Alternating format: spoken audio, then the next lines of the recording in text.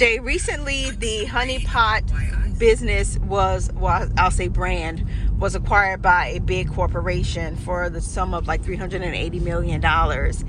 And so I saw people that were celebrating that, but I also saw people on the other side of that talking about Black people selling their companies.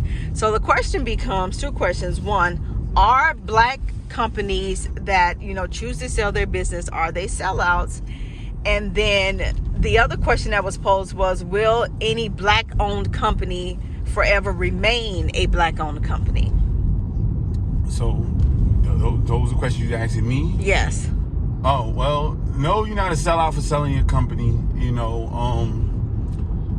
That's what business cycle's about. You know what I'm saying? You're supposed to build a company to sell it. When your company is public, it's sold. So, and a lot of people just aren't educated with how business works.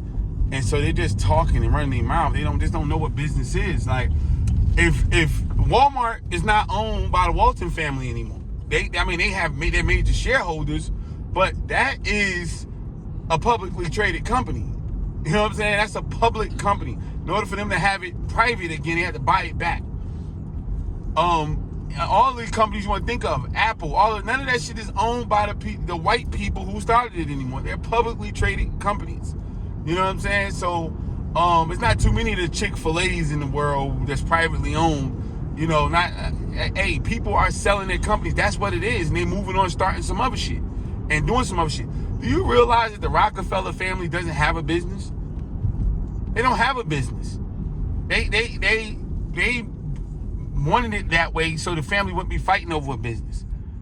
When they went through all of the legal issues that John D. Rockefeller went through and all the scamming and greasy shit he was doing, they set up their money, they made investments, and they set up their whole infrastructure so that the rest of the family could be taken care of generation to generation without them fighting over a business.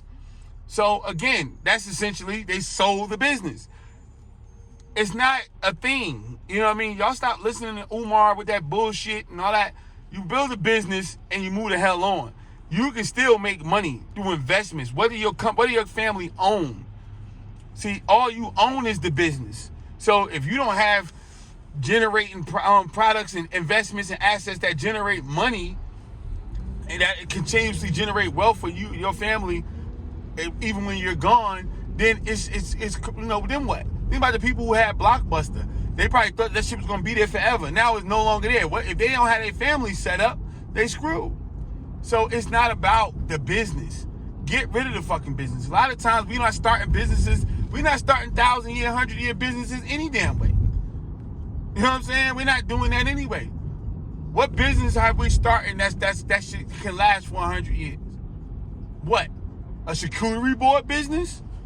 A candle making business? Like, maybe that can do. Yeah, candles can probably do it the right way. But we white labeling that shit any damn way. So, like, we're not really doing no real business that should be lasting 100 years. If we create a 100-year business, like a car, like not selling cars, manufacturing. We got to get into manufacturing. We got to make some shit. Create some shit. Then we'll get into that space. But as long as we going ahead and arbitraging all our businesses, then they're not supposed to be there. If you blessed to make a good amount of money off of arbitraging the business, then there it is. You should just move on, sell it to the next person, and keep it pushing and go on to the next thing so you can make your money. What was the second question? The second question was, will there truly be any large Black-owned brands in the future? Again, like I just said, it can be, but we gotta be thinking about, creating shit from scratch. You know what I'm saying? We're not the ones behind the scenes. We're not making our clothes. Like, we're going to somebody in another country and they're making our clothes, or somebody from another country is over here and they're making our clothes. So if you make, like, where's your warehouse? You could probably go find a Ralph Lauren warehouse if you wanted that, if you're in the clothing business. Where's the warehouses that you are making your own clothes? You know what I'm saying? And then you got your kids and your children learning how to make clothes And this is what that's not what's happening. We're trying to get what we can get. And I'm cool with that. An easy way to keep your money, in your family is to invest. As you make a shit ton of money, start investing your money. Start investing in real estate, stock market, other assets, art, things of that nature that's going to continue to appreciate, and actually a lot of that shit can produce income streams that can take care of your family for generations and generations. As I said earlier, the Rockefellers don't have a family company. It's not what they do. But again, even with family companies, we don't want the corny shit. Like we got the ketchup people with the ketchup family, you know what I'm saying? The Heinz family. Like, you don't want to make ketchup. You know what I'm saying? You don't want to make mayonnaise. You want to make chocolate bars. You know what I'm saying? Like, we all got a clothing line. Me too. We all got a clothing brand, which I think that we should have it, but not from an arbitrage perspective, meaning that you're just trying to slap your name on it or somebody else's name or some cool name and just run with a t-shirt.